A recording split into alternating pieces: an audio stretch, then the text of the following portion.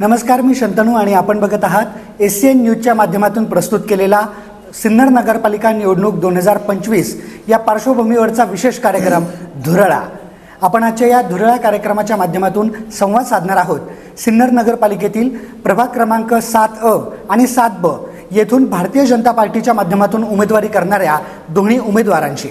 7A ही जागा अनुसूचित जातीसाठी राखीव आहे आणि या ठिकाणी उमेदवारी करत आहेत ॲडव्होकेट नितीन परदेशी. तर 7B ही जागा सर्वसाधारण महिलांसाठी राखीव आहे आणि या ठिकाणी उमेदवारी करत आहेत शोभा विनोद शितळे. शोभा विनोद शितळे यांचे जे पती आहेत विनोद शितळे हे आजच्या कार्यक्रमाच्या माध्यमातून प्रभागातील समस्या, आपली भूमिका याविषयी संवाद साधणार आहेत. सिन्नर नगरपालिकेच्या प्रभाग क्रमांक 7मध्ये साधारण 3291 म्हणजे आपण असं समजू शकतो की 3300 या ठिकाणी मतदार आहेत आणि या निवडणुकीच्या माध्यमातून हे दोन्ही उमेदवार जे आहेत ते त्यांना सामोरे जाणार आहेत. सर्वात आधी आपण चर्चा करणार आहोत प्रभाग क्रमांक 7A जो अनुसूचित जातींसाठी राखीव आहे आणि जिथून उमेदवारी करतायत ॲडव्होकेट नितीन परदेशी यांच्याशी. नितीन परदेशी सरांची ओळख जर करून द्यायची ठरली तर आपण असं म्हणू शकतो की निवडणूक किंवा राजकीय प्रवास हा त्यांचा आत्ता कुठेतरी सुरू होतो आहे. कारण निवडणुकीच्या माध्यमातून ते नगरपालिकेत जायचं आहे त्यांना असं जर आपण म्हटलं तर हे थोडंसं त्यांनासुद्धा वेगळं वाटेल, कारण त्यांची सगळी कारकीर्दच नगरपालिकेमध्ये अधिकारी म्हणून पार पडलेली आहे. सुरुवातीला आपण प्रशासकीय कामाच्या माध्यमातून 33 वर्षांची नोकरी करून आता नगरपालिकेतून जसे निवृत्त झाले आहेत तसं पुन्हा एकदा आपण नगरपालिकेत जाण्याची इच्छा व्यक्त केली आहे. काय कारण यामागे? याच समाजसेवा ही माझी महत्त्वाची आहे. की सिन्नर शहराच्या विकासाच्या दृष्टीने, माझ्या वार्डाच्या विकासाच्या दृष्टीने मी विजन घेऊन आलो आहे. जे यापूर्वी जे झाले नाही ते करण्याचा मला प्रयत्न मी करणार आहे. कारण ही गोरगरिबांची एक वस्ती आहे. या गोरगरीब वस्तींचे यांचा स्तर आपल्या समाजातील इतर व्यक्तींच्या बरोबर कसा येईल, त्यांचे ज्या सामाजिक ज्या गरजा आहेत त्या आपण कशा पूर्ण करू शकतो ते प्रशासकीय कामात राहून आपण नाही केलं, पण आता हे याच्यातनं आपण निश्चित करू अशी माझी एक धारणा आहे. त्याकरता मी याच्यामध्ये उतरलो आहे. आता तुम्ही जसा मुद्दा मांडलात की मला हे काम करायचं आहे किंवा जनतेसाठी काहीतरी करायचं आहे, पण आता तुमचा जो प्रवास होता तुम्ही उपमुख्याधिकारी पदापर्यंत गेलेले होते. यस. आणि तोच मुद्दा तुम्ही घेऊन कुठेतरी नगरपालिकेच्या निवडणुकीत प्रचार करतायत की मला प्रशासकीय सेवेचा अनुभव आहे. पण जर हे आपण वेगळ्या अँगलने पाहिलं की जर तुम्ही 33 वर्ष त्यामध्ये होतात मग त्यावेळेस कामं नव्हती का किंवा त्यावेळेस प्रश्न नव्हते का? आता त्यात वेगळेपणा काय असणार आहे? नाही, निश्चितच त्यावेळेस सुद्धा कामं होती, परंतु काही कामाच्या याच्यामध्ये प्रशासकीय कामामध्ये काही वरदहस्त असतात, अडचणी येतात. त्याच्यामध्ये सर्वच कामं आपण करू शकतो असं असतात. प्रशासकीय कामामध्ये हे कामं निश्चितच करू शकतो, परंतु काही वरच्या लेवलने जर आदेश आले तर ते थांबावं लागतं काही गोष्टींच्या याच्याकरता. आता आदेश द्यायचंच काम तुम्हाला करायचं आहे म्हणजे थोडक्यात जाऊन? हो, निश्चितच. आता तर आदेश देण्याचं काम करणार आणि ते काम आता या माध्यमातून मी करून घेणार. याच्यामध्ये जे अपुरं राहिलं आहे, जे अपुरे राहिले आहेत ते काम आता मला या माध्यमातून करता येईल. अशी कोणती कामं आहेत? म्हणजे आता तुमचा कार्यकाळ हा महत्तम सिन्नरलाच गेलेला आहे. सिन्नर नगरपालिकेमध्ये काम करत असताना तुम्हाला अशा कोणत्या अडचणी जाणवल्या आहेत की हा ही सिन्नर नगरपालिकेमध्ये ही गोष्ट व्हायला पाहिजे होती आणि आता मला ही हाती घ्यायची, सुरुवात कुठून करणार आहे? तर सांगायचं म्हटलं तर सिन्नर शहरातली जी आता बकाटपणा जो झाला आहे, अतिक्रमण झालेले आहे. मी अतिक्रमणच्या याच्यामध्ये मी मोहीममध्ये राबवली आहे, चांगल्या प्रकारे राबवली आहे. त्यावेळेच्या माझ्या मुख्याधिकारी मॅडम होत्या केरुरी मॅडम, त्यांच्या बरोबर काम करत असताना मला ह्या कामाचा खूप चांगला अनुभव आला. त्यावेळेस बरेचशा लोकांचे, राजकीय लोकांचे मी वाईटपणा पण घेतला याच्यामध्ये आणि त्यावेळेसचे बरेचसे जे अडथळे ठरणारे होते ती मी माझ्या ह्याच्यावरती काढली, जबाबदारी काढली. काही वरद हस्ता असल्यामुळे काही लोक थोडेसे नाराज पण झाले माझ्या ह्याच्यावरती त्याच्यामध्ये, परंतु ते जे काम आता राहिले अपुरं राहिले ते काम पूर्ण करण्याचं काम मी करणार याच्यामध्ये. पण आता जसं अधिकारी वर्ग ज्यावेळेस काम करतो तर तुम्ही म्हटले की काम करत असताना जे पदाधिकारी असतात तर त्यांचा कुठेतरी वरदहस्त असतो किंवा त्यांचं प्रेशर असतं, आपण सोप्या शब्दात असं म्हणू शकतो. पण त्यांना सुद्धा त्यांच्या वरिष्ठांचं प्रेशर असतं. आता तुम्ही निवडणूक लढतायत, तुम्ही पण पक्षाकडून सामोरे जातायत, तर भारतीय जनता पार्टीच्या माध्यमातून जर समजा तुम्ही नगरसेवक म्हणून निवडून आलात, तुम्ही काम हाती घेतलं, तुम्ही ते करायला लागलात, तर तुमच्यावरती सुद्धा पक्षाचे कोणीतरी आहेत, त्यांचा जर वर प्रेशर आलं तर मग ते कसं टॅकल करणार तुम्ही? नाही, वरचे जर प्रेशर जरी आलं तरी त्यांचं आणि आमच्या ह्याच्यातलं समन्वय साधून निश्चित योग्य जे असत तेच करणार याच्यामध्ये. कारण आता तुम्ही अधिकारी नाही तर पदाधिकाऱ्याच्या रोल. हो, यस, पदाधिकारी झालो आता. तर त्यात मला माझा रोल वाढलाय त्यावेळेस मी माझ्या वरच्या पदाधिकाऱ्यांना सुद्धा मी ते तसं समजून सांगू शकतो. काय त्याच्यात अडचण असेल तर त्यांच्याकडनं पण थोडंसं मार्गदर्शन घेऊन त्यात मार्ग काढण्याचा प्रयत्न निश्चितच करणार. आता तुम्ही ज्या प्रभागातून लीड करण्यासाठी आता इच्छुक आहात, तर त्यामध्ये बऱ्याच वेगवेगळ्या समाज आहेत, छोटे छोटे समाज त्यामध्ये इन्क्लूड आहेत. त्यानंतर तिथे अतिक्रमणांचा मुद्दा पहिल्यापासून आलेला आहे. बऱ्याच जणांना घरं शिफ्ट करावी लागली आहेत. तिथे बऱ्याच गोष्टी अशा असतात की बऱ्याच वेळेस तो परिसर संवेदनशील होऊन जातो. तर अशा परिस्थितीमध्ये तुमचं व्हिजन काय नक्की प्रभागाविषयी आणि एकंदर सिन्नरविषयी? ते आता मी कालच माझ्या त्या प्रभागामध्ये फेरफटका मारला. त्यावेळेस वैदवाडी भागात आणि मातंग समाजाच्या वस्तीमध्ये ज्यावेळेस गेलो मी, तर अक्षरशः तिथे म्हणजे जर काही दुर्दैवाने काही घटना जर घडली तर तिथे फायर फायटरसुद्धा जाऊ शकत नाही अपुऱ्या जागेमुळे. हो, अपुऱ्या जागामुळे तिथे काही जाणं मुश्किलच आहे. लागतील आपण बाकीचं जरी करलो, रस्ते गटार जरी करत बसलो, पण तिथे रस्ते मोठे झाले पाहिजे, कमीत कमी त्या ठिकाणापर्यंत जाता आलं पाहिजे. त्या मातंग वस्तीमध्ये आता जे रस्त्याचं रुंदीकरण झालं त्यावेळेस त्या मातंग समाजाच्या लोकांना तिथून काढलं, पण ज्या तळ्यामध्ये त्यांना बसवलं, आज त्या तळ्यामध्ये तर तळ्यातच आहेत. तिथं ना रस्ते आहे, ना गटार आहे, ना लाईट आहे. तुम्ही आज जरी तिथे गेले तर त्या लोकांच्या अक्षरशः हाल खूप आहे. पाणी ज्यावेळेस पावसाळ्यामध्ये अक्षरशः त्या लोकांच्या कमरे एवढं पाणी असतं त्याच्यामध्ये. आम्ही बघितलं की तहसील कचेरीचा जो एरिया आहे तिथे ज्या वेळेस ती नवीन बिल्डिंग उभी राहिली आणि तिथे जी झोपडपट्टी किंवा जी वस्ती होती तर त्याचं आपण म्हणजे शिफ्ट केलं होतं त्यांना दुसऱ्या ठिकाणी. माझ्या मते गौतम नगर परिसरामध्ये त्यांना आपण शिफ्ट केलं. तर तो प्रयोग एकदम यशस्वी ठरला. पण ज्यावेळेस पंचायत समितीची बिल्डिंग झाली किंवा उपजिल्हा रुग्णालय झालं, तिथून जी वस्ती उठवली तर त्यांना त्या एरियात दिलं. मग हा सगळा जो प्रयोग आहे, आता जसं तुम्ही म्हटलं की ते तळ्यातच आहेत, तर लिटरली त्यांच्या घरात पाणी जाणं, तिथे अस्वच्छता राहणं, मग हा प्रयोग फसला आहे का पूर्णपणे? हो, 100% फसला तो प्रयोग. तिथले लोक अक्षरशः रडतात पावसाळ्यामध्ये. तुम्ही जर त्यांचे हाल जर बघितले तर बघवत नाही आपल्याला त्या लोकांकडे, इतके त्यांचे हाल असतात याच्यामध्ये. तो सपशेल फसलेला आहे त्या लोकांची. मग त्यांनी दाद नाही मागितली का आतापर्यंत? त्यांना दाद ज्यांच्याकडे मागितले त्यांनी त्यांच्याकडे लक्षच दिलं नाही ना आजपर्यंत. त्याच्यामध्ये जे आहे, जे राज्यकर्ते आहेत त्यांनी कधी त्यांच्याकडे लक्षच दिलं नाही याच्यामध्ये. पण मग आता याच्यासाठी उपाय काय? त्यांच्याकरता आता दुसरी जागा वगैरे कुठे असं अवेलेबल आहे का आपल्या प्रभागात? निश्चित आहे आपल्याकडे. 1652 हा सर्वे नंबर आहे. खूप मोठा सर्वे नंबर आहे तो. म्हणजे इंदिरानगर ते तळवाडीपर्यंतचा हा इतका मोठा सर्वे नंबर आहे की त्याच्यामध्ये कोर्ट आहे, तहसील कार्यालय आहे, नगरपालिकेची इमारत आहे, तर पंचायत समिती इमारत त्याच सर्वेच्या नंबरमध्ये आलेली आहे. त्याच्यातला काय भाग आहे त्या भागामध्ये आपल्याला त्या लोकांना आपण जागा देऊ शकतो, करू शकतो. त्या लोकांना आहे जागा खूप आहे. फक्त देण्याची शासनाची किंवा राज्यकर्त्यांची ती कुवत पाहिजे याच्यामध्ये. ती त्यात कोणी करून दाखवली नाही. ते आम्ही निश्चितच शितोळे आणि आम्ही निश्चितच त्या याच्यामध्ये करू आणि त्या लोकांना घरासाठी जागा आणि त्यांच्या नावावर केल्यानंतर त्यांना घर बांधणीसाठी शासनाच्या योजनेतून त्यांना आम्ही निधी उपलब्ध करून देऊ निश्चितच. आता हे तुम्ही प्रशासकीय अनुभव म्हणजे हाताशी घेऊन करणार की आता तुम्ही ॲडव्होकेट पण आहेत, तर मग ॲडव्होकेट म्हणून आता हे सगळं लढवणार? नाही, ॲडव्होकेट म्हणून तर लढवणारच, पण हे प्रशासकीय कामाचा जे अनुभव आहे माझा त्या अनुभवातूनच मी पुढे करणार सर्व याच्यामध्ये. हे सगळं करत असताना तुम्ही इच्छा व्यक्त केली, लढाईची इच्छा व्यक्त केली. भाजपाच का? भाजपा आता सत्तेमध्ये आहे आणि लाडक्या बहिणींचं सरकार आहे हे.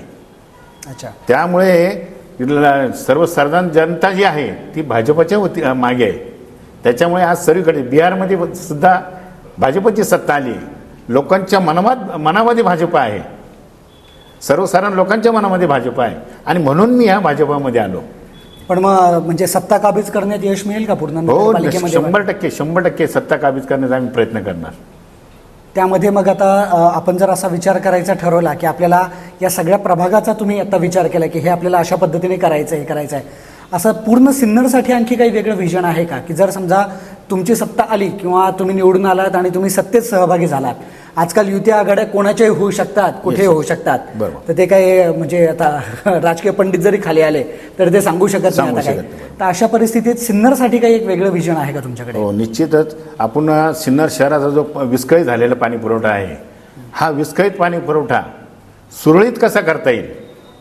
प्रत्येक आपल्या आता सिन्नरचा पूर्वीचा जो एरिया होता 55 स्क्वेअर किलोमीटरचा होता. आज साधारणतः 150च्या वरती 150 स्क्वेअर किलोमीटरचा आपला एरिया झालेला आहे. तिपटीने वाढला. वाढला आणि ह्या तिपटीने वाढलेल्या एरियामध्ये ज्या वाढीव जे एरिया आहे परिसर आहे त्या परिसरामध्ये त्यांचा सर्वेच केला गेला नाही व्यवस्थित.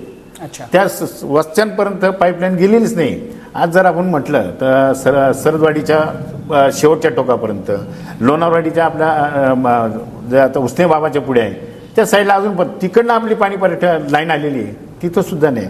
त्याच्यानंतर आपल्या पुणा रोडला आहे पुढे लिंगटांगवाडीपर्यंत, नंतर तुमच्या निमंत्रण हॉटेलच्या साईडला ह्या साईडला पाईपलाईन गेलेलीच नाही, तिथपर्यंत पोहोचलेच नाही. बऱ्याचशा ठिकाणच्या याच्यामध्ये लाईन टाकल्याच नाही. कानडीमाळ्यामध्ये सुद्धा आजच्या मितीला खूप प्रॉब्लेम आहे पाणीच्या याच्यामध्ये. 7-7 दिवसानंतर पाणी येतं, काही लोकांना पाणीच मिळत नाही याच्यामध्ये. तर ही ज्या अनियमित जो पाणी पुरवठा होतोय हे अनियमित पाणी पुरवठा सुरळीत करण्याच्या दृष्टीने मी निश्चितच प्रयत्न करणार. तुम्ही आता नगरपालिकेत म्हणजे अधिकारी म्हणून होते म्हणून तुम्हाला हा प्रश्न विचारतो. आम्ही एका उमेदवारांशी चर्चा करताना असं आम्हाला कळालं की घरपट्टीवरती चक्रवाढ व्याज लागून येतं आणि तो विषय कुठेतरी संपुष्टात आणता येऊ शकतो आणि त्यामुळे जे अव्वाच्या सव्वा आपण कितीतरी पट्टीने जास्त भरतोय तर त्यावरती कुठेतरी मर्यादा आणता येतात. हे खरंच पॉसिबल आहे? हो, येस येस येस पॉसिबल आहे. त्याच्यामध्ये काय सांगितलेलं आहे नियमातच ते दिले का 24% आपण करू शकतो.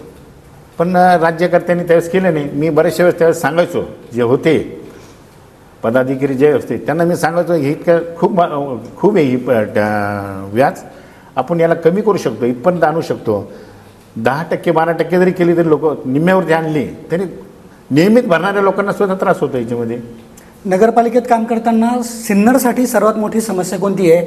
पाण्याची आहे की घरपट्टीची आहे की भाजी बाजाराची आहे? नाही, निश्चितच तिन्ही पण समस्या आहेच.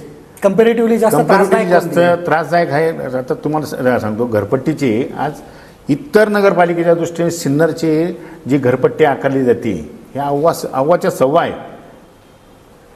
त्याचे दर सिन्नरचे रेडिरेक्टरचे रेट इतके असल्यामुळे ते रेटच्या याच्यामुळे घरपट्टी खूप वाढल्या. इतर ठिकाणच्या जर आपण नाशिक महानगरपालिकेत जरी विचार केला तर तितकी पट्टी नाहीच आहे आज.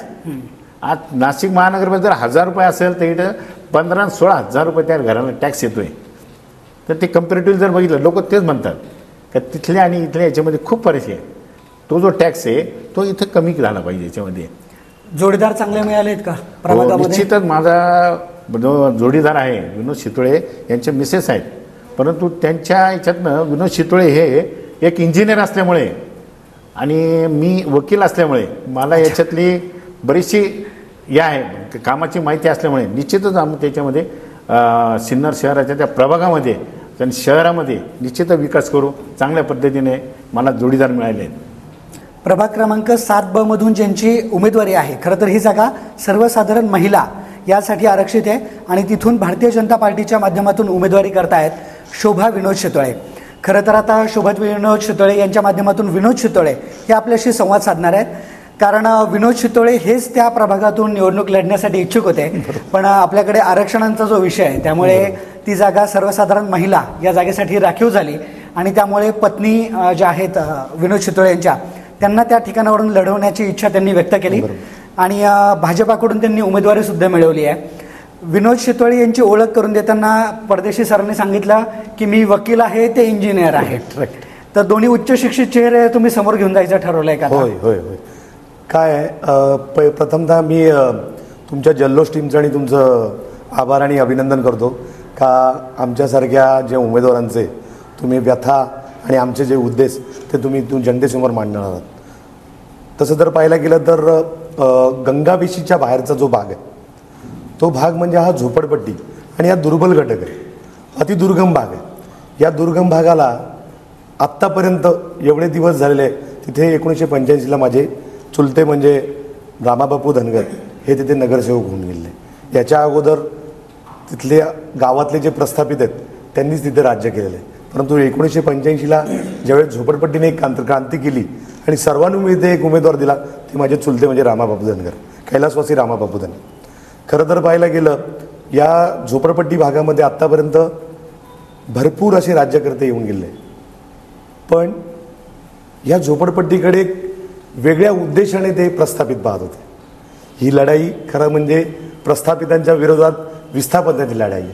जसे नितीन काका परदेशी हे ॲडव्होकेट आहेत आणि अनुसूचित जातीच्या जागेवर ते लढत आहेत. मी एक इंजिनियर आहे, विनोद चितोळे. त्या दुर्गम भागातूनच मी वाढलेलो आहे, जन्म झालेला आहे आणि त्या भागात वाढलेलो आहे. म्हणून तिथली कण आणि कण मला परिस्थिती माहिती आहे. ज्यावेळेस विकासाच्या दृष्टीने तिथल्या झोपडपट्ट्या हटवल्या जातात आणि त्यांचं पुनर्वसनाच्या नावाखाली त्यांचं जे अवलोकन केलं जातं आणि त्यांना पुनर्वसनाच्या नावाखाली कुठेतरी दुसरी जागा दिली जाते, त्या भागात विकास करणारा कोण? इथे मागील जवळजवळ 25 वर्षाच्या काळात आमच्याकडे घराणेशाहीचा मुद्दा आहे. ती घराणेशाही अजून काही कोणी मोडून काढत नाही. त्यांना विकासाच्या दृष्टीने काही करायला सांगितलं, त्यांच्याकडे विजन नाही आहे, त्यांच्याकडे अशिक्षितपणा आहे, त्यांच्याकडे विजन नाही आहे. आता तर असं झालंय, गतवर्षी त्यांच्याच घरातल्या दुसरे 2 उमेदवार झाल्या होत्या. त्यांच्या विरोधात घराणेशाही विरुद्ध घराणेशाही. त्यांचं असं म्हणणं आहे की आमची उमेदवारी सोडून आम्हाला दुसऱ्याला द्यायचीच नाही, आमची उमेदवारी सोडून आम्हाला दुसऱ्याला. आता तर त्यांच्यामध्येच 3 उमेदवार तयार झाले. एकाच घरातून एकाच कुटुंबातून 3 उमेदवार तयार झालेले आहेत आणि मी वेगळ्या गटाचे. आणि ज्यावेळेस माझ्याकडे इंजिनिअरची ही पदवी आहे, त्यांचं असं म्हणणं की आपल्याला सुशिक्षित उमेदवार नको. जर सुशिक्षित उमेदवार जर दिला तर या अशिक्षित लोकांना वेड्यात करणारं कोण आहे? आत्तापर्यंत या अशिक्षित लोकांना आमच्या राज्यकर्त्यांनी आणि तिथल्या त्यांच्याबरोबरच्या ज्या काही नेत्यांनी आत्तापर्यंत वेड्यात काढले. पण आधी तुम्ही सुद्धा त्या गटात होते. हो, त्या गटात होतो. त्यांचा नेता जो होता त्या नेत्यांबरोबर होतो आम्ही. नेत्यांचं जे काही विकासाचं विजन होतं त्या नेत्यांच्या विकासाच्या विजन बरोबर होतो. सर्वात मोठा मुद्दा म्हणजे नितीन काकांनी जसं सांगितलं, 1652 गट, city survey number 1652. City survey number 1652 हा तुमच्या इंद्रानगर झोपडपट्टीपासून ज्यावेळेस चालू होतो तो तुमच्या तळवाडीच्या झोपडपट्टीपर्यंत जमतो. ह्या प्रश्नावर कोणी हात लावलाय का? ह्या प्रश्नाला करून बोललंय का? हो, शीटवर जसं आपण पाहतो का ही जागा ज्यावेळेस आम्ही मुंबईपर्यंत गेलो होतो, मुंबईला या जागेवर एकही घर बसवलेलं नव्हतं. म्हणजे जे मोजणी शीट असते त्याच्यावर काही विकासाच्या दृष्टीने आपले कोकाटे साहेब असतील, त्यांनी 2014च्या काळामध्ये तिथली मोजणी फी भरली होती. पण मोजणी फी भरल्यानंतर तिथले घरं मोजले गेले. पण त्यानंतर क्वचित काही पर्टिक्युलर एरिया पुरता घरं नावावर झाली. मग बाकीच्या एरियाने आपल्याला मतदान नाही केलं का? म्हणजे त्या भागात वैदवाडी सारखा मोठा भाग आहे, तिथे मतदान जास्त आहे. तिथे माकडवाडी सारखा भाग आहे जिथे कुंचीकोरवी समाज राहतो, तो भाग आहे. त्याच्यानंतर तिथे जोशीवाडी सारखा भाग आहे जिथे भराडी समाज राहतो. जिथे मांगवाडी सारखा भाग आहे तिथे मातंग समाज राहतो.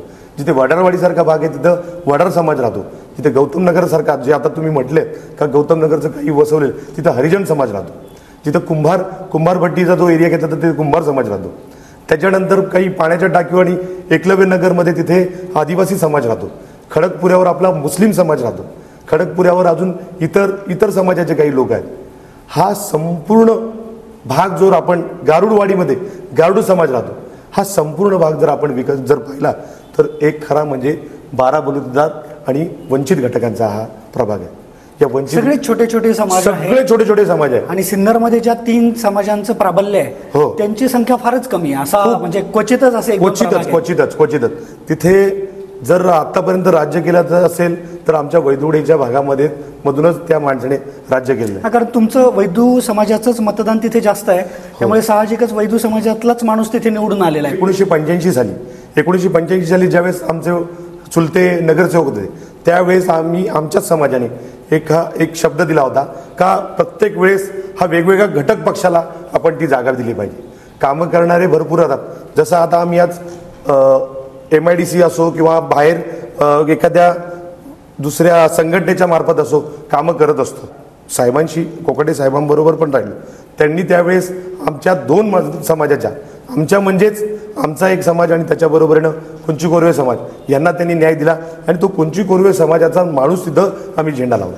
1985ला जो शब्द दिला आहे चुलत्यांच्या वेळेस, चुलते आमचे एक्सपायर झाले, चुलते नितीन पावले, पण त्याच्यानंतर तो शब्द पूर्ण करायची पाळी ही माझ्यावरच झाली. मी म्हणजे आपल्या भागातल्या प्रत्येक वंचित घटकाला हा न्याय मिळाला पाहिजे, हे माझं विजन. नुसतं आपणच बसलो खुर्ची बघा, माणूस ज्यावेळेस शिकून मोठा होतो आणि कोणत्या तरी हुद्द्यावर जातो, ॲटोमॅटिक ती खुर्ची येते. खुर्चीसाठी असं नाही की नुसतं पदाधिकारीच व्हायला लागतं. पदाधिकारी नसताना सुद्धा माणूस काम करू शकतो. आज कोविडमध्ये पाहिलं तर आमच्याकडे कोणी पाहिलं नाही. आमच्या वंचित घटकांना कोणी विचारलं नाही. का नाही विचारलं? हे राज्यकर्ते त्यावेळेस कुठे गेले होते? आजही आमच्याकडे पाण्याची टाकी आमच्या जवळच आहे. पाण्याची टाकी जवळ आहे आणि उपजिल्हा रुग्णालय पण तुम्हालाच खेळ आम्हाला उपजिल्हा रुग्णालय जवळ आहे, परंतु पाण्याची टाकी जरी असली तरी आम्हाला 24/7ची जी योजना आहे ती 2014 मध्ये स्टार्ट केलेली होती. आम्हाला 24 तास सोडा 7ही दिवस पाणी येत नाही. ते 7 दिवस पाणी नाही आलं तर आमच्यासारखा माणूस तिथं आम्हाला टँकर द्यावं लागतं. आम्हाला टँकर सांगितले, आम्हाला टँकर द्यावं लागतं. आजही मी पदावर नसताना मी तिथे टँकर प्रोव्हाइड करतो. दिव्याखाली अंधार झालाय म्हणजे असं. बरोबर. असं म्हणा. तिथे जर आज प्रचार सभेमध्ये किंवा प्रचारामध्ये मीटिंग वगैरे घेत असताना आम्हाला असे अनुभव आले, जे विकास आतापर्यंत 25 वर्षात झाले नाही. आम्ही ज्या भागात नितीन काकाने आम्ही ज्यावेळेस प्रचारात जातो त्याच्या दुसऱ्याच दिवशी आहे ना तिथे रोड पडून जातो. म्हणजे आचारसंहितेमध्ये वर्क ऑर्डर्स असतील आचारसंहितेच्या अगोदरच्या, परंतु आम्ही ज्या एरियात जातो कसाही करा त्या रोडला स्टील नाही आहे. मी स्वतः इंजिनियर आहे, ते कोणत्या ग्रेडचं कॉन्क्रीट वापरतात हे माहीत नाही. एकच दिवस एक कॉन्क्रीट रोड चालवता, तिथली रोडची लेवल चेक केली, त्याचं ग्रेड कोणतं आहे ते सांगत नाहीये. त्याची खडी सुद्धा उकरलेली आहे. आम्ही ज्यावेळेस पाहतो गटारी पाईपलाईन जरी करायची असेल तरी सुद्धा तिथे केलेली नाही. नुसतं रस्ते विकसित केले म्हणे होणार नाही. नगरसेवकाची व्याख्या काय? न म्हणजे नळ, ग म्हणजे गटार, र म्हणजे रस्ते. ही नगरसेवकाचं काम काही याच्यावर जो नियोजन करेल तो खरा नगरसेवक राहील.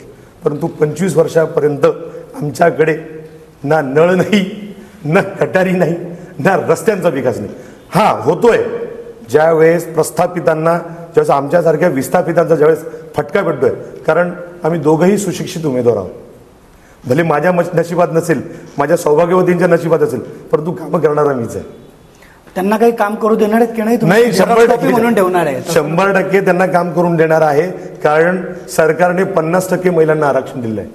आणि माझी सौभाग्यवती ही सुशिक्षित आहे. सुशिक्षित फॅमिलीमध्ये आमचा शितोळ्यांचा मान मोडतो. आता बघा, जोशीवाडीसारख्या छोट्याशा भागामध्ये मतदान जास्त आहे, पण त्यांच्याकडे कोणत्या दृष्टीने पाहिलं जातं? नाही, हे कमर्शियल. हो, हे कमर्शियल म्हणजे बोलणारे कोण, सांगणारे कोण? आमच्यासारखे राज्यकर्ते त्यांचं नाव बदनाम करतात. अन्यथा मी तुम्हाला सांगतो, जेवढं जे गावात चालत असेल त्याच्यापेक्षा आमचा झोपडपट्टीचा भाग हा एवढा सज्जन आणि सोज्वळ आहे का त्यांचं नाव बदनाम करणारे आमच्यासारखे राज्यकर्ते. प्रत्येक वेळेस त्यांच्यावर शिक्का लागला जातो, प्रत्येक वेळेस.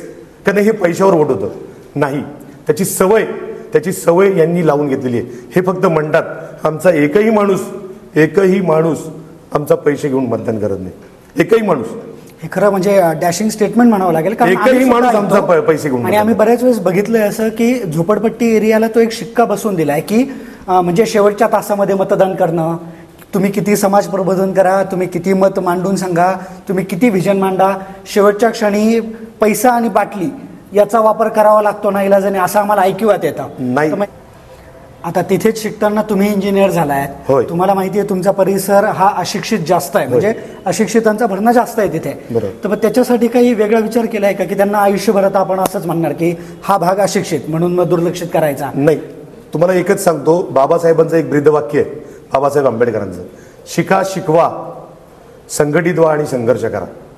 याच प्रेरणेने आम्ही प्रेरित होऊन मी शिकवतोय. आजही मी माझ्या संघटनेमार्फत 100 मुलं दत्तक घेतले की त्यांचं शिक्षण मी करतोय. 100 मुलं दत्तक? 100 मुलं मी दत्तक घेतलेले, त्यांचं शिक्षण मी माझ्या मार्फत करतोय. कारण आमच्या वडिलांनी एकच शिकवलंय का तुम्ही शिका आणि दुसऱ्याला शिकवा. कारण शिक्षण जर हे घेतलं तरच माणूस मोठा होईल. आपला प्रत्येक माणूस, प्रत्येक घटक हा जर शिक्षण घेत बसला, शिक्षणाला कोणतीही अडचण येत नाही पैसा लागत. आपल्याकडे सर्व कागदपत्र जर आपण मूलभूत प्रमाणे जर सादर केली, शिक्षणाला पैसा लागत नाही. आणि जर एखादा मुलगा त्याच्यातूनही ज्याला अधिकारी किंवा जिल्हाधिकारी किंवा तहसीलदार काही व्हायचं असेल, त्याच्यासाठी पण हा विनोद शितोळे कधीही मदत करतो. अहोरात्र 24 तासात तुम्ही रात्री अपरात्री कधीही सांगा तरी हा विनोद शितोळे तिथे उभा राहतो. छोट्या आता आदिवासी शाळा असतील, मी माझ्या वाढदिवसाला तुमचं एक उदाहरण देतो.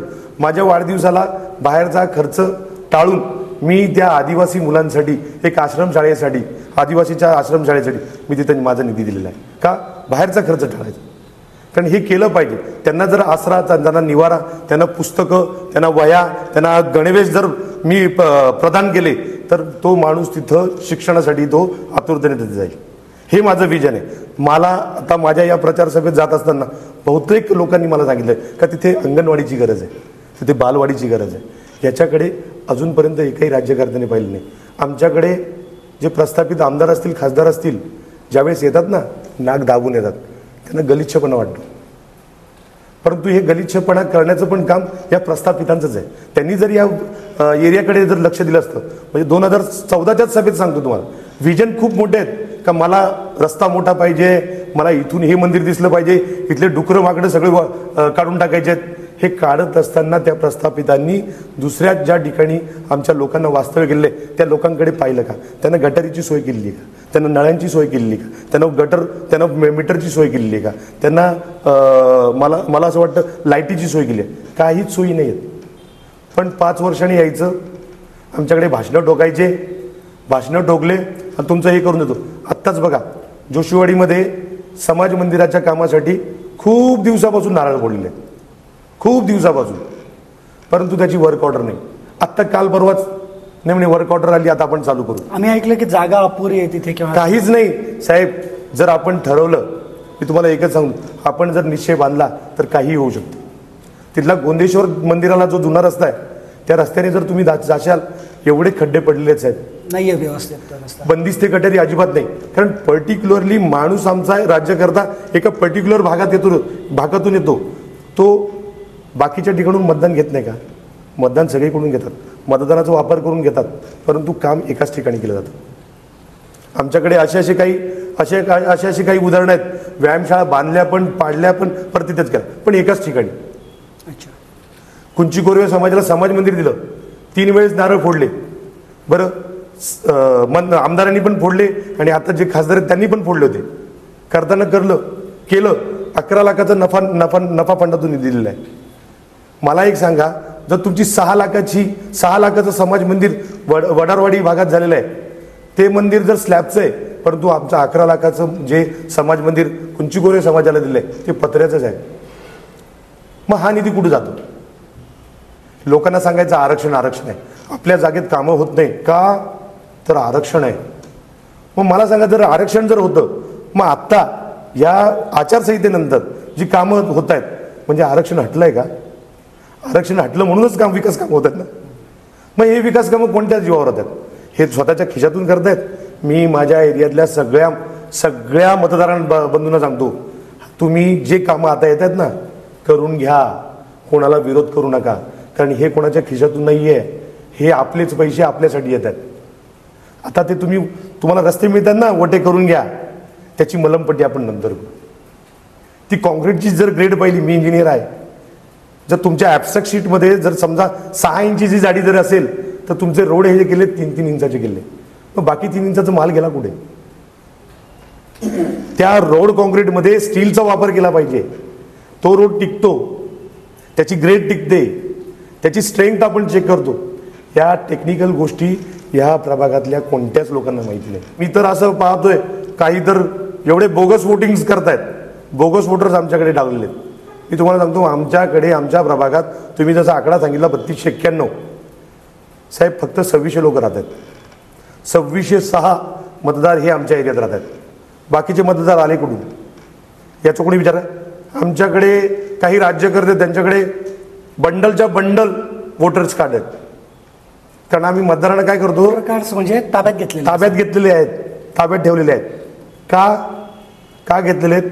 तू मतदान मलाच करायचं, मतदान जर मला केलं नाही ना, तर हे तुला देणार नाही. तुम्ही याच्याविषयी मग बाकी असे काही खूप मी तुम्हाला सांगतो, आज मी CO साहेबांना सुद्धा पत्रव्यवहार केलेला आहे साहेब याच्यावर. त्याच्यानंतर आता ते जमावबंदी जे काय आहेत पथक आहे, त्यांना सुद्धा त्याची इंटिमेशन मी दिलेली आहे. का असे बोगस मतदानाचा हक्क हा प्रत्येकाला मिळाला पाहिजे. मतदान कोणालाही करू, मतदाराचा हक्क हा प्रत्येकाने हा अधिकार बजावला पाहिजे. परंतु अशा पद्धतीने मतदान कार्ड हे डांबून ठेवणं आणि मतदारांना नंतर देणं, मलाच केलं तरच तुला देणार, अन्यथा देणार नाही. आत्ताच्या या निवडणुकीमध्ये साहेब शाईचा पण वापर होणार आहे. तुम्हाला मतदानाला जाऊन देणार नाही, तुमच्या पोटाला शाई लावली जाईल. अशिक्षित आहे, त्यांना काय कळतं? म्हणजे मतदान करण्याच्या आधी बाहेर लावून देणार? हो, बाहेर लावून देणार. मला सांगा, शाई जर पोटाला लावली, तुम्हाला आतमध्ये मतदान करून देतील का? नाही. खूप असे वेगवेगळे प्रकार घडणार आहेत. हे सगळे प्रकार आम्ही आमच्या डोक्यात ठेवलेले आहेत. तर मतदार राजा हा ठरवतो जनतेतून कोणाला मतदान करायचं आहे. आणि यावेळेस मतदार राजाने, प्रत्येक मतदार राजाने यावेळेस आमच्याकडे बदलाच्या दृष्टीनं आणि सुशिक्षित उमेदवाराच्या दृष्टीनं चंग बांधलेला आहे. पण समोरून अशी चर्चा येते की तुम्ही आता सांगितलं की आम्ही चंग बांधलाय, आम्ही बदल करणार आहे. तुमच्या मनात नक्की काय? घराणेशाही मोडीत काढायची आहे, ही खुनशीची निवडणूक आहे? म्हणजे आता समोरून सांगितलं जातं की यांना फक्त आम्हाला थांबवायचं आहे म्हणून हे रन झालेत, यांच्याकडून विकास होणार नाही. नक्की व्हिजन आहे की तुम्हाला थांबवायचं आहे म्हणून लढतायत? क्लिअर. मी माझं क्लिअर एक विजन सांगतो साहेब. मी तुम्हाला सांगितलं का ही घराणेशाही तर मोडणार आहेत का ह्या घराणेशाहीमध्ये त्यांच्यातच भांडणं चालू आहे. त्यांच्यामध्येच भांडणं चालू आहे. गतवर्षी काका वर्सेस पुतणे होते, यावेळेस 2 भाऊ वर्सेस पुतणे आहे. 2 भाऊ, मला दे तुला दे, मला दे तुला दे, अशी त्यांची भांडणं चालू आहे. त्यांचे भांडणं काय? मला तू शब्द दिला होता, त्यांच्यामधले शब्द आहेत. जर समजा मला नाही मिळालं तर तुम्ही विधानसभेचं उदाहरण घ्या ना. विधानसभेमध्ये सिन्नर तालुक्याने काय भोगलं? एकमेकाच्या विरोधात राहायचं आणि पुनश्च एकदा खासदारकीला एकत्र यायचं, पुनश्च एकदा विधानसभेला एकत्र यायचं. प्रस्थापित एक झाले, विस्थापित डावलून दिलं. ते सगळं राज्यच भोगतोय. सगळ्या राज्यात हेच चित्र आहे. तुम्ही ज्या पक्षाकडून लढताय त्यांनी सुद्धा शिवसेनेसोबत युतीमध्ये सिन्नरला लढवायचं ठरवलं होतं. बरोबर. महायुतीतले तिन्ही पक्ष सेपरेट पॅनेल करून सिन्नरला निवडणूक लढवत आहेत. बरोबर. तुम्ही पण त्याच पक्षाचा भाग झालेत आता. 100% बघा, जसं काकांनी सांगितलं, सत्य पुढे शहाणपण चालत नाही. मी पहिल्यांदा एका राजकीय पक्षात प्रवेश केलेला आहे. पहिल्यांदा माझ्या दैनंदिन जीवनात मी पहिल्यांदा राजकीय पक्षात प्रवेश. का गरज पडली? म्हणजे मला सांगा, तुम्ही आता याआधी राष्ट्रवादी काँग्रेस किंवा कोकटे गटामध्ये ओळखले जात होते. विधानसभेपासून तुमच्यासोबतचं चित्र बदललं आणि अचानक तुम्ही उदय सांगळेंचा हात पकडून तुम्ही भाजपामध्ये उडी घेतली. म्हणजे त्यांच्या पक्षप्रवेश सोहळ्याच्या वेळी तुमचा पहिल्या 10 मध्ये तुमचा समावेश होता. तर अशी गरज का पडली की मला आता चेंज झालं पाहिजे किंवा वेगळं काहीतरी आता स्वीकार केला पाहिजे? कसं झालं, आमचे राज्यकर्ते आम्ही त्यांचे कार्यकर्ते होतो. कार्यकर्ते असताना प्रत्येकाला हा चान्स दिला पाहिजे, प्रत्येक वंचित घटकाला. मी तुम्हाला मगाशीच सांगितलं का खुर्ची हा मोह नाही आहे, पण विजन आपलं विकासाच्या दृष्टीने ठेवलं पाहिजे. जसं मागचं विजन मी 2 दिले, 2 उमेदवार दिले, ही साहेबांना शब्दही दिला आणि निवडूनही दिले.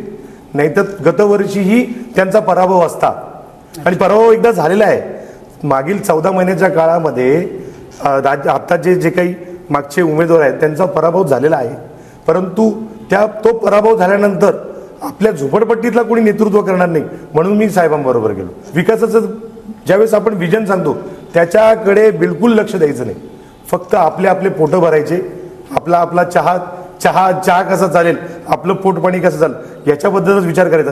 त्यांचे पुतणे तसेच मागच्या वेळेस इलेक्शन लढल्यानंतर काय केलं त्यांनी? 9 वर्ष कुठे गेले? 9 वर्ष त्या भागात पाहिलं का?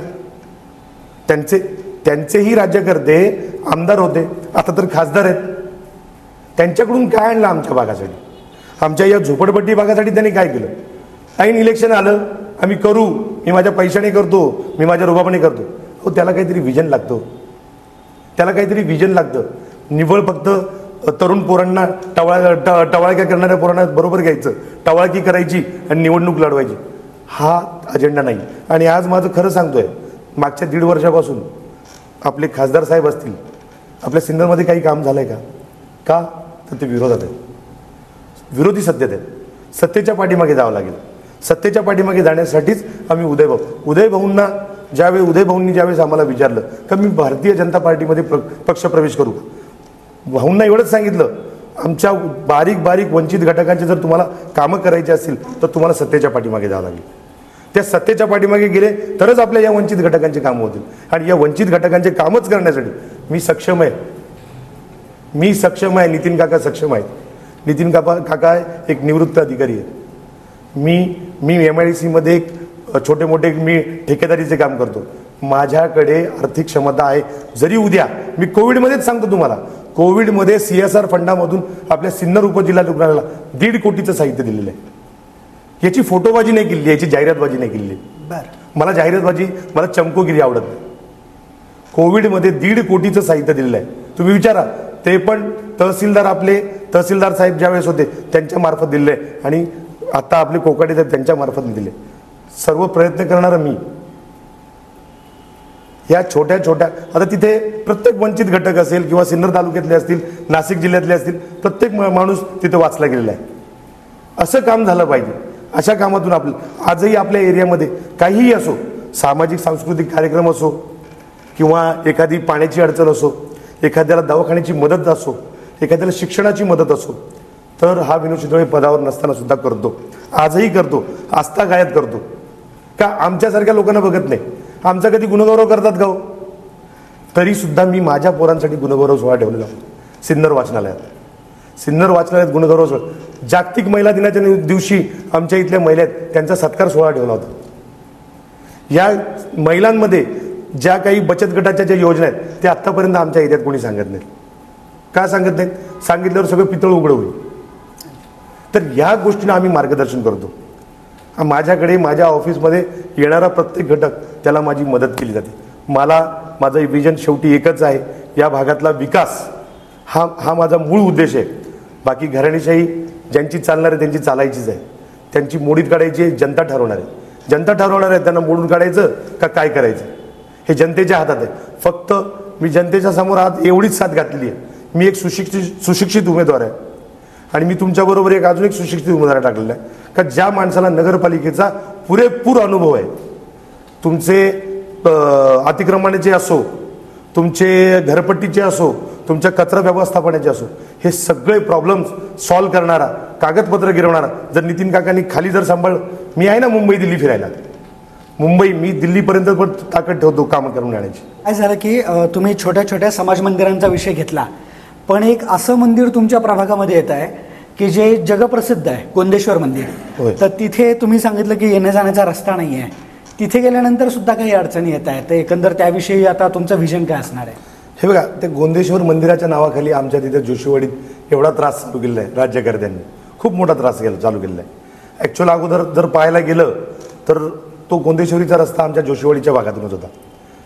जोशीवाडीच्या भागातून रस्ता असला तरी गोंदेश्वर मंदिराचा विकास करताना त्या जोशीवाडी भागाचा विकास पहिल्यांदा व्हायला लागत होता तिथे. परंतु आमच्या राज्यकर्त्यांनी तिथं शासकीय प्रत्येक वेळेस सांगायचं का गोंदेश्वर मंदिरासाठी हा सेंट्रलाइज निधी येतो, कारण ते सेंट्रलाइज मंदिर आहे. पण कामाची तिथं काम अजूनही अपुरं आहे. तिथं काम अपुरं आहे. आम्हाला काय डावलं जातं का तिथले लोक आम्हाला छळ करतात. फक्त बदनाम करण्याचं काम केलेलं आहे तिथे. एवढ्या दिवसापासून म्हणजे मला वाटतं आपले समीर भुजबळ साहेब खासदार होते त्यावेळेस त्या गोंदेश्वर मंदिरासाठी 1 कोटीचा काहीतरी पर्यटन विभागातून निधी आला होता. मग खासदार साहेब निवडून आलेही गेलेही आणि पुन्हा आता 2 खासदार झाले, 3रा खासदार झाला. तर मग तो गोंदेश्वर मंदिराचा विकास का नाही झालेला आहे? हे भरपूर प्रश्न असे विचार. त्या गोंदेश्वर मंदिराच्या नावाखाली आमची तिथून वस्ती हटवण्याचं काम चालू केलं होतं. वस्ती हटाव का? मंदिराचं विकसन करायचं आहे. मागे सेंट्रल गव्हर्नमेंटमधून आम्हाला लेटर्स पाठवले का गोंदेश्वर मंदिराच्या कंपाऊंडला खेटून जेवढी 200 मीटरची वस्ती आहे ती पूर्ण तुम्ही निस्तनाबूत करा. 200 मीटर खूप अंतर होईल माहिती आहे तुम्हाला. तेच सांगतोय. अतिक्रमित आहे का? त्या जागेत अतिक्रमित झाली आहे. हे बघा, मी तुम्हाला अजूनही सांगतोय का 1993 किंवा 2011, आता लेटेस्ट जर पाहिलं तर 2011 मध्ये झोपडपट्टी कायमच्या करायच्या ठरवली. झोपडपट्टी ही कायम करायची आहे. हा GR आहे, शासनाचा GR. पण याच्याबद्दल कोणीही आमचा राज्यकर्ता बोलत नाही. फक्त आमचा राज्यकर्ता काय म्हणतो, हे बघा लेटर आले, त्या लेटरला उत्तर काय द्यायचं आपल्याला? मग ह्या झोपडपट्टीचं पुनर्वसन आज काय झालेलं आहे? आज जर तुम्ही घरकुलाची योजना पाहिली, घरकुलामध्ये साहेब 300 ते 350 स्क्वेअर फीट तुम्हाला जागा भेटते. आज तिथे लोकवस्त्या जर तुम्ही पाहिल्या ना, ॲक्च्युअल जर कंडिशन पाहिली तर तिथे प्रत्येकाचं हे 600-700 स्क्वेअर फीट असं घर झालेलं आहे. तिथे आमच्या जोशीवाडीमध्ये बऱ्याचशा पद्धतीने असा म्हशीच्या दुग्ध व्यवसाय, म्हशी तिथे पाळलेल्या आहे. म्हणजे जर समजा राज्यकर्त्यांनी जर तिथे ठरवलं असतं तर तिथे एखादं डेअरी फार्म जरी केलं असतं. कारण निदान जे लोक दैनंदिन 70 रुपये 80 रुपये लिटरने जे दूध टाकतात त्या दुधाला जर समजा आपण शुद्धीकरण केलं, त्या डेअरीमध्ये कन्वर्ट केलं आणि तेच आपल्या MIDC मध्ये भरपूर अशा कंपन्यांना दूध लागतं, तर त्या दुधाचा भाव सुद्धा, असे विजन सांगणारं कोणी नाही आहे तिथे. जर ठरवलं तिथलं जे कचरा व्यवस्थापन आहे, तिथं शेणाचं व्यवस्थापन आहे, या शेणाचं व्यवस्थापन सुद्धा त्याची विल्हेवाट चांगल्या पद्धतीने तिथं खत प्रकल्प आपण करू शकतो. ह्या विजनने कधीच नाही झाले. नुसतं गोंदेश्वर मंदिराच्या विकासाखाली आपला गौतमनगर भाग असो, वैदवाडी भाग असो, माकडवाडी भाग असो, जोशीवाडी भाग असो किंवा आपला मातंगवाडा भाग असो, या पूर्ण एरियाला म्हणजे हटवण्याचं काम चालवलं आहे. तिथल्या भागाला अविकसित करण्याचं काम चालवलं आहे. हे पूर्ण त्या गोंदेश्वर अजूनपर्यंत एवढ्या दिवसापासून त्या गोंदेश्वर मंदिराला ना गार्डन्स नाही आहे, ना रस्ते नाही आहेत. मग तुम्ही विकासाच्या नावाखाली फक्त खिशे भरण्याचं काम चालवलंय का? तर हे होते प्रभाग क्रमांक 7A आणि 7B मधील 2 सुशिक्षित आश्वासक चेहरे. आपण पुन्हा आणखी नवीन उमेदवारांसह धुरळा कार्यक्रमाच्या माध्यमातून सिन्नरकरांसाठी विशेष संवाद आयोजित करत आहोत. तोपर्यंत नमस्कार. नमस्कार.